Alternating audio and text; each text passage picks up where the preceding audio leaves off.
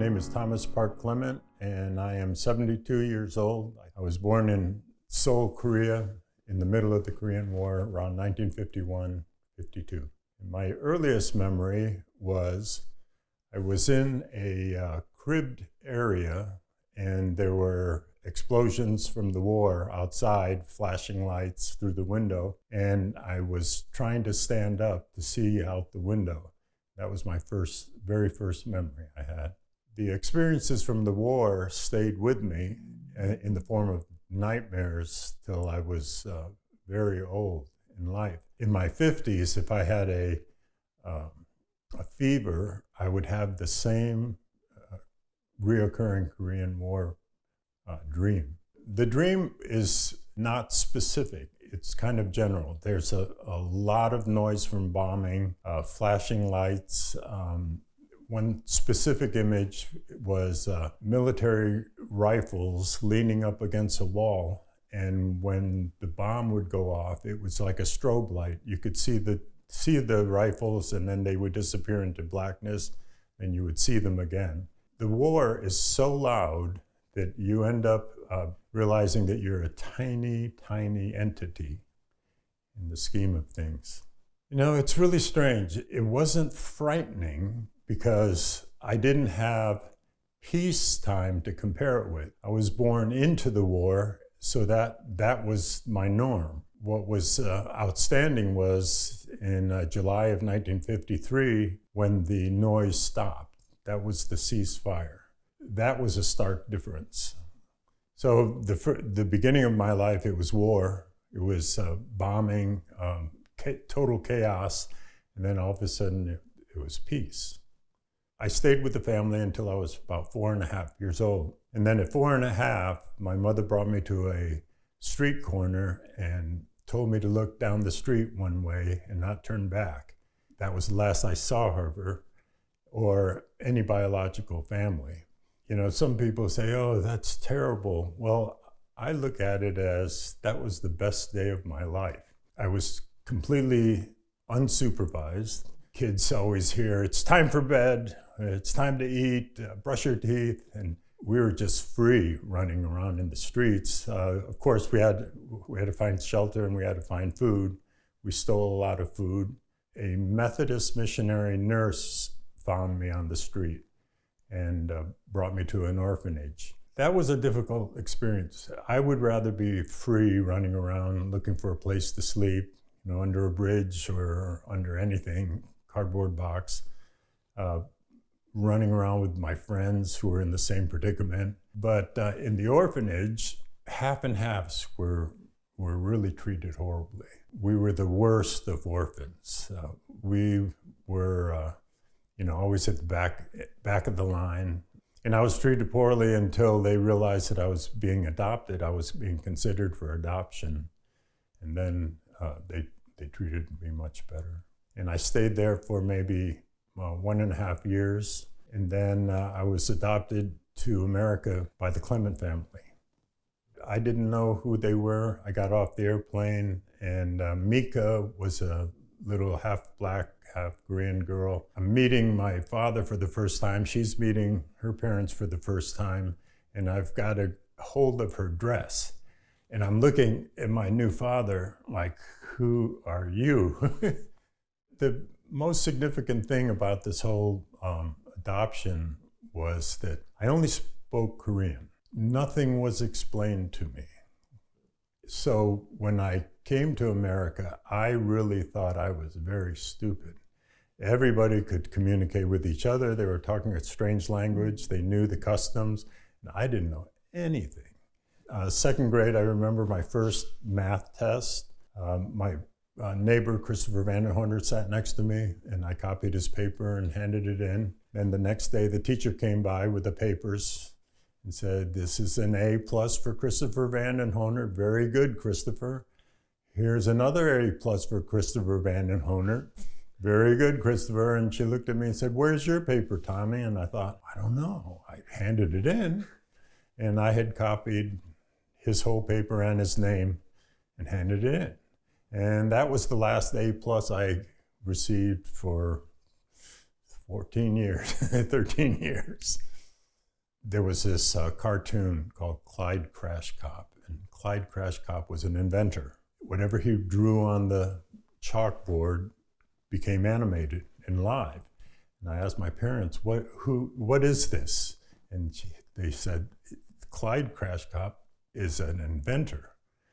And I said, I want to be an inventor when I grow up. And they went, yeah, that's good, Tommy. Later on in life, I did become an inventor. That childhood dream stayed with me. First time I invented something, I was working at a microwave communication company by the name of WaveTech. It was a microwave attenuator, and attenuator is a fancy word for volume control. And they had really heavy attenuators for the equipment that they were making. And so I invented a very flat, small, tiny attenuator that did exactly what they did. At the microwave company, I decided I was going to start my own satellite company. And I had a 1-year non-compete. And I quit. And I looked in the newspaper, and a medical company was hiring an R&D engineer, an inventor. So I applied and got that job. And I realized it was a lot easier to invent medical devices than microwave devices. And it was not cost prohibitive. So I just stayed in the medical field. Well, in the medical field, if you're hired as an inventor, they give you $1 per invention.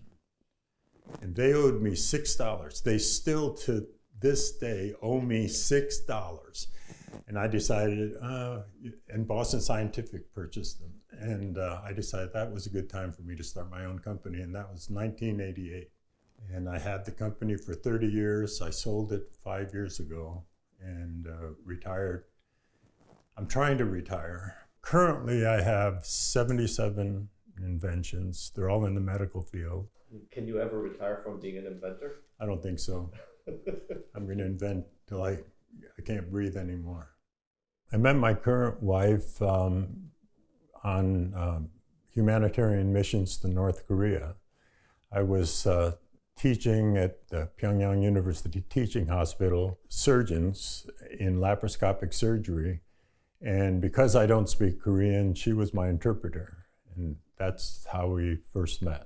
After we got married, I realized I had inherited a whole Korean family. She has 7 brothers and sisters, and they're all speaking Korean. It kind of sounds like music to me. So I'm learning a lot of things about Korean society. I think for the longest time, Korean adoptees have been overlooked by Korean people, and not intentionally. It's because Korean Americans and Korea are pedaling as fast as they can. They didn't, for the longest time, just not include Korean adoptees. But then in around 1998, we were invited on a motherland visit, and we got to speak to the president, who apologized for selling Korean children. And that was a real door opener, because we realized that Korean people do care. And plus, without the internet, we were just spread out from Australia, all over Europe, Canada, US.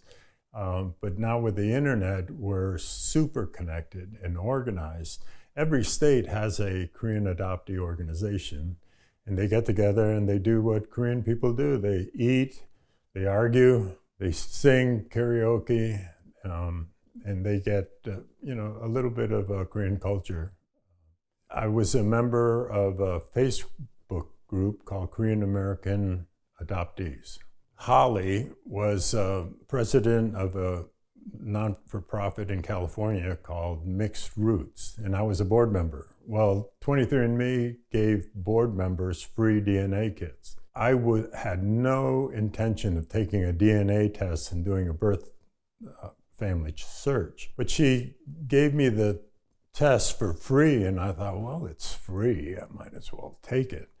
I took it, and it turned out Holly is my cousin. And then it struck me that if I took the test because it was free, what if I just bought a whole bunch in bulk, lowered the price, and just handed them out to Korean adoptees for free? We made a post in KAA, and it just flung out of control. Everybody wanted a test. So we opened it up to this woman named Jang, Korean adoptee, vetted all the applicants, sent them to me with their addresses and email. Then we shipped them out of my company. Right now, we're above 7,000 kids out there. And we opened it up to birth parents in Korea and GIs who have ever been stationed there. And then, of course, Korean adoptees. I don't want Korean adoptees to pay. If they want their record, they have to pay to get their record. That's not right. If they want to do a birth search, they have to pay for a kit. So I help organizations, besides the DNA kit, to support what they're doing. And a lot of them are adoptees are helping adoptees. All these adoptee orgs are concentrating on what do adoptees want, what do they need, and how can we help. My giving back to the community started long ago. When you live in an orphanage, you have nothing.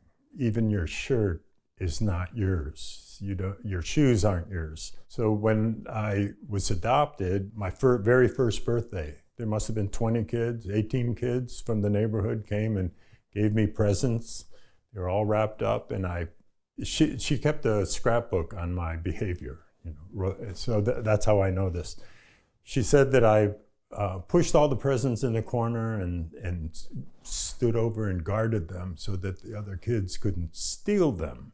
The other kids ran around with the pointed hat and the whistles, and were having fun and ate cake and ice cream, and I stood guard over my presents. So in essence, I missed my first birthday party. When you think today, that's what we do. We work hard, we make all this money, and then we put it in a bank and we pay some guard to stand over that money. Then you die. So I decided I'm not going to miss any more birthdays, and I'm going to share. My main focus is Korean adoptees, but we also donate to missions in North Korea and Africa, orphanages, and creating food, cafeterias, and medical support. I'm glad that I'm in a financial position to do that. My name is Thomas Park Clement, and this is my Korean American story.